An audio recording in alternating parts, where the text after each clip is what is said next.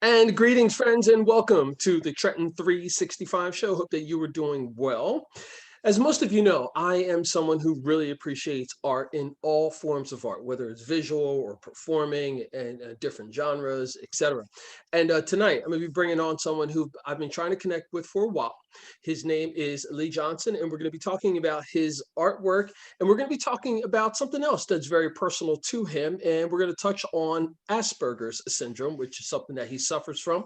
And and I shouldn't say suffers from because that's the wrong terminology, but he has Asperger's syndrome. So we're going to be talking about that a bit, and then we're going to encourage you to make sure that you go over to his website and check out some of the really cool things that are going on his website. In particular, right now, a lot of folks are really interested in the whole idea of Black art during Black History Month, and there's some great examples of the work that Lee has created on his page, and that is fineartamerica.com, and under profiles, it's Lee Johnson, spelled just like it sounds. But without any further ado, Lee, I'm glad I could finally get you on, man, and sit down and have a conversation, a recorded conversation with you. How are you today? Doing very well, sir. Thank you for asking. For sure, man. So I wanted you to just chat a little bit about where you're from, and I want you to dive right into your art style, because one of the images that really caught my eye is the caricature of what you did with Sammy Davis Jr., and that was literally what I feel captured the essence of what I remember of Sammy Davis Jr. when I was a child. Thank you. Well, for starters, see, I was born in Princeton, New Jersey, and I grew up in I grew up in a lot of places. Like in both first it was Haddonfield. I think it was Haddonfield for I think preschool. Then it was see then it was Pleasantdale School. It was the Pleasantdale School for first second grade. Then it's over in it was so long ago. And then it was West, and then for third and fourth grade it was West Orange, and then fifth, sixth, and then well fifth, then actually the beginning of the beginning of fourth grade was also West Orange, and it was through fourth, fifth, sixth, and beyond. I lived in Lawrenceville at least until college. Then I went to Drew University, and I got my I got my bachelor's degree in studio art, and I minored in computer science. Although originally they were it was actually it was the other way the other way around originally. At first I majored in computer science and as the art minor, but the teachers saw that I wasn't very it didn't have much of an aptitude for computer didn't have much of an aptitude for computer coding, and one of the classes we created almost we create a kind of a type of like create a video game level for a class project, and the teacher he knows that one of the things they focused on a little too much instead of the coding, which I focused on the art of it, namely the animations, and see if everything was running smoothly and beautiful, was running smoothly and beautiful, and what the art wasn't clunky. So he suggested that maybe because he saw how passionate I was about art, he thought I should switch them around. I should switch majors. So I did, and it was amazing. It was amazing afterwards. And, and I appreciate you going through the details, but I want to go back and talk about the art style. And I know you mentioned you have a degree in digital art, and animation was a bit of a focus for you. But I can put that together. Well, not digital art, but not digital art, but not digital art, but studio art. And they got a master's degree, a master's of fine arts degree from the Pennsylvania Academy of the Fine Arts. So, and both of which they were mostly they were in the form of fine art and studio art. The digital art it was kind of a transition, and in the animation it was most I only had one I had what I had one animation class in college, and I've kind of been self taught in the field of animation, kind of self taught in animation ever since.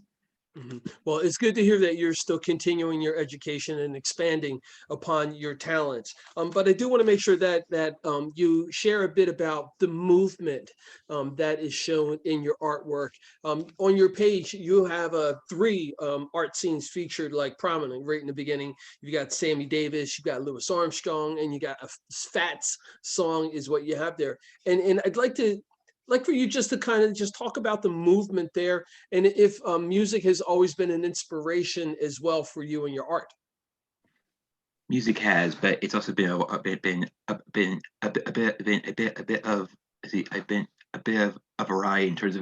a variety in terms of inspirations. And for example, with Sammy Davis, Louis Armstrong, Fats Waller.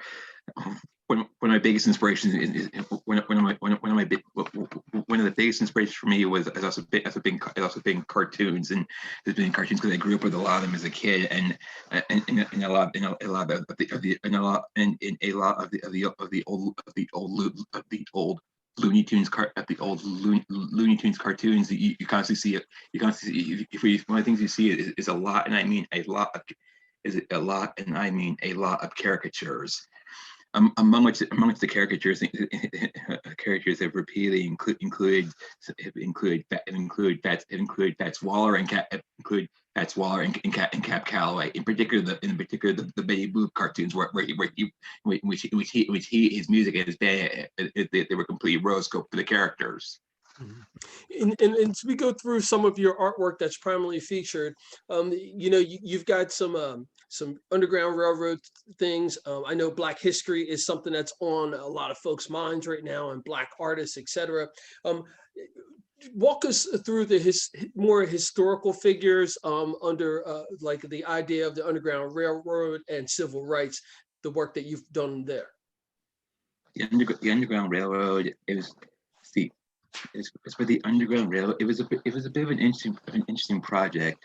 One of my cousins had one of my cousins lived one of my cousins lived at they lived at a house that was the house it's actually one it was one of the stopping points on the Underground Railroad. And I was and from my interest in that, I looked up, but I looked at various images of the Underground Railroad, and because they also want me to paint for to a painting that draws inspiration.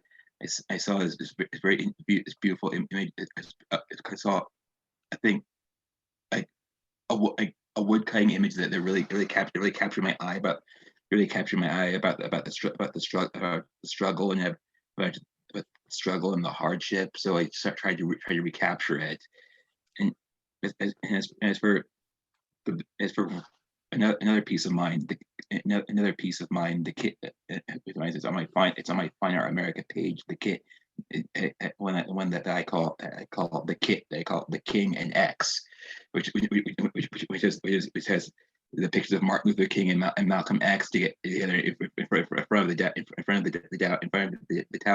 the yin yang symbol, in front of the yin yang symbol. It's not really different.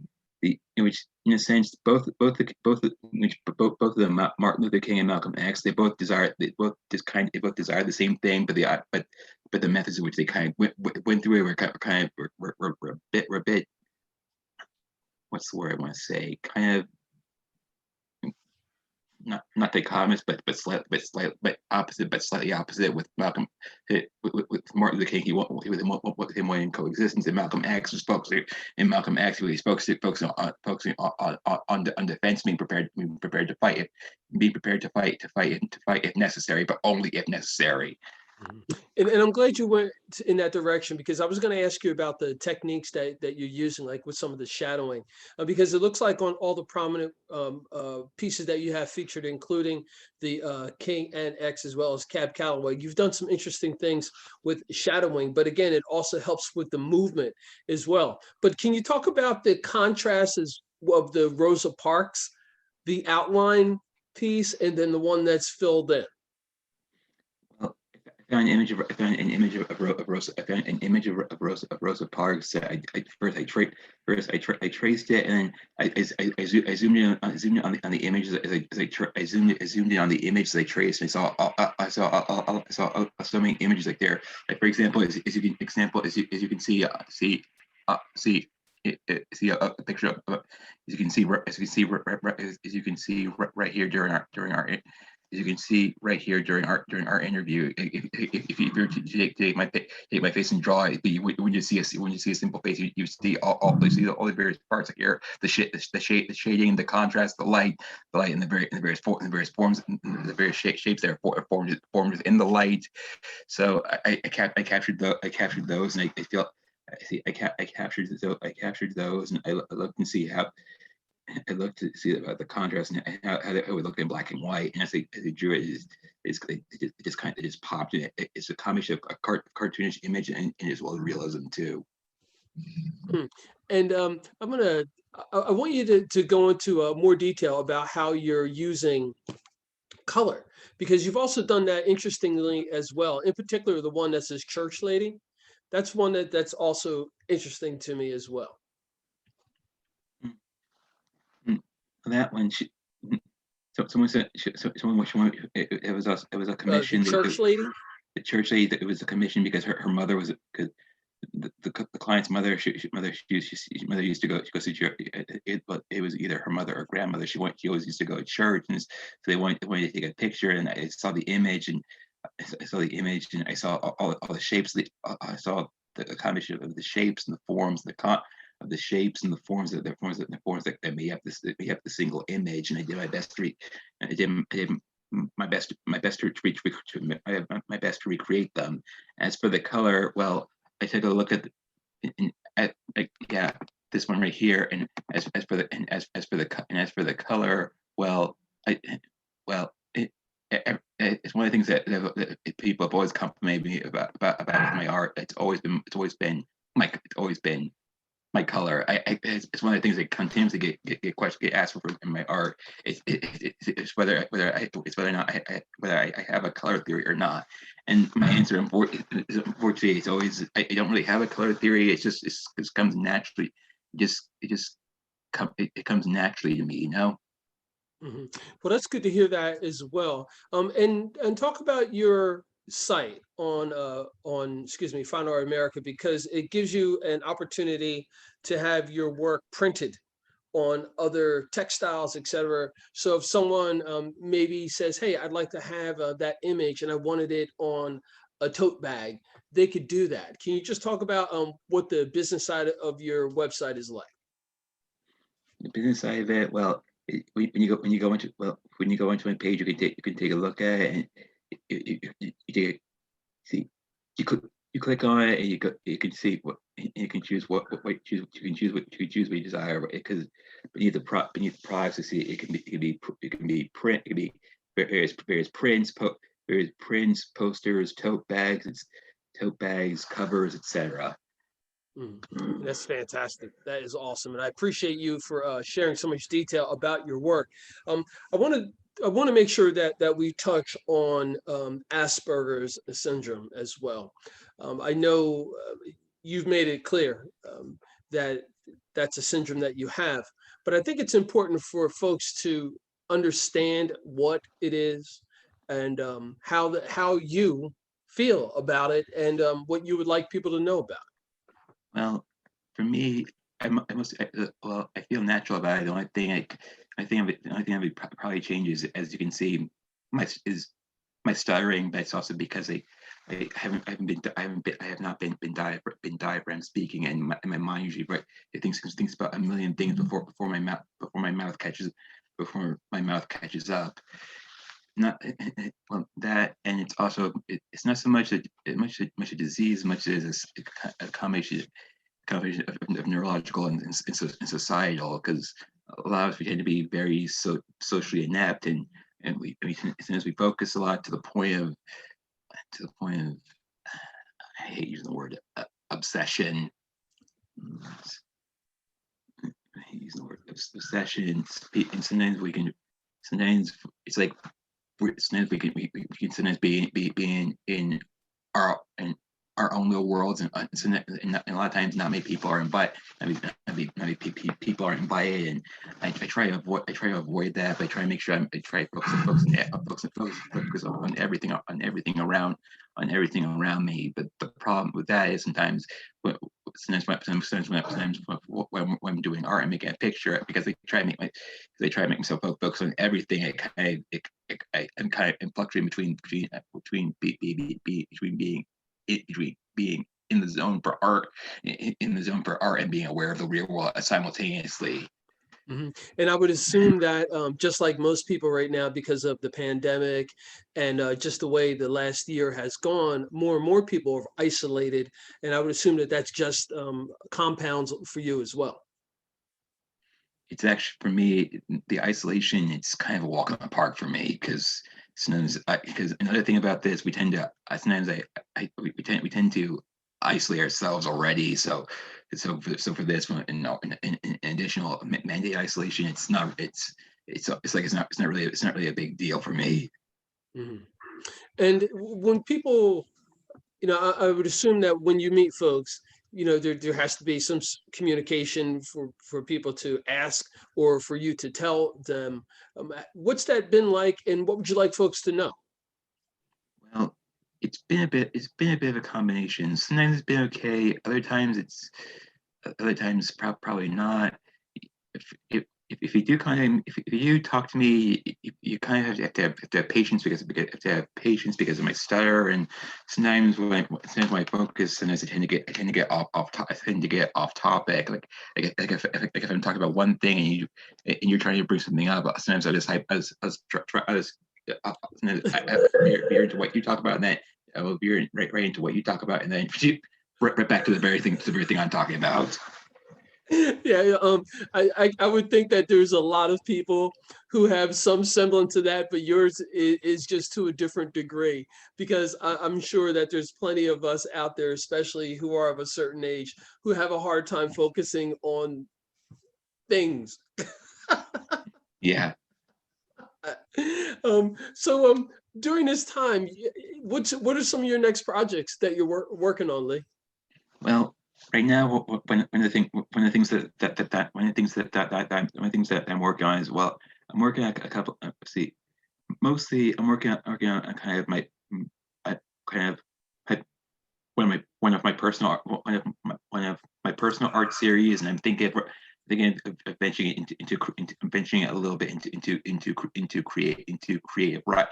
creative writing and illustration, because I have this idea in my head. But the problem is that for me, the hard part is having to translate, describe it, and it's having to translate and describe it into words, and get into words, and catch the audience, instead of boring them with details, which is what a lot of people into with details. Well, a lot of people say that I have a knack for description, and as well as one of the things that I'm also trying to do is I'm practicing another program. It's called character animator, because I'm thinking it turns some of my paintings into animations as well. And on your website, under fineartamerica.com, profiles Lee Johnson. Uh, you have a few images on there that have that kind of, I don't want to say comic book, but I do want to say like abstract kind of, like I could see it in a graphic novel of some sort. And is that what you'll be doing next, or are you allowed to give me some hints as to what you have coming up? Well, a little bit. I think see, another thing I think I do is that I haven't painted the African American in a while, and I think I might return to it. I think I'll return to it. But one of the things one of the things I'm going to do, and I just haven't. I'm not going to just go focus on famous people, but I'm going to focus on the people from here, from here, uh, unseen, the unpublished Black history, the photos and the photos and the characters, and huh, Martina, for example, Martina Arroyos. Okay.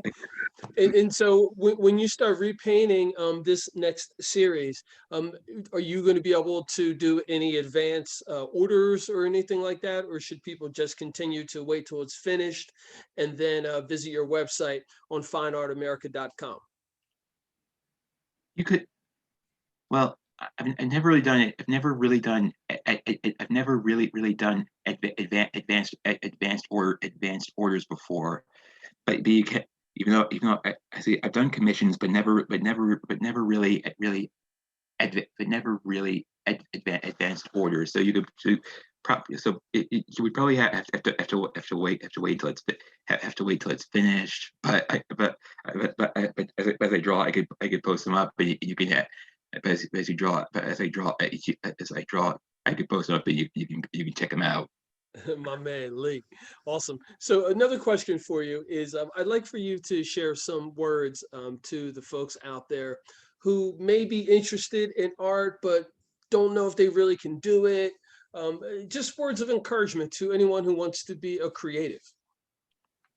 Well, you have to kind of have to ask yourself, so not only do you want to be a creative, but is the creative spirit up in is it creative spirit up is creative spirit in here and in here to is it in your heart and in your mind too?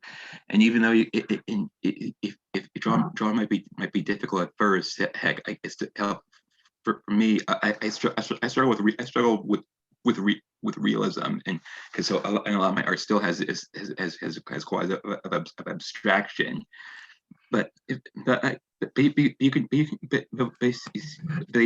as they say, practice, but you can is and inspiration can come from anywhere as well. Thank you so much, Lee Johnson. I appreciate you sharing some time and talent and educating myself and others about Asperger's syndrome. And I look forward to having you come back onto the Trenton 365 show and share a bit more about your artwork and where it's going, and maybe some of the illustration work that you're going to be doing as well. I think so too. Thanks. You're welcome. Folks, you've been listening and watching the Trenton 365 show via WIMG 1300 and WPHY through Verizon Fios. I'm Jacque Howard. You can always reach out to me via email or through social media. Just look for the hashtag at Trenton365, both of those at Trenton365, or the hashtag Trenton365. And remember, folks, it's always about justice, peace, and humility.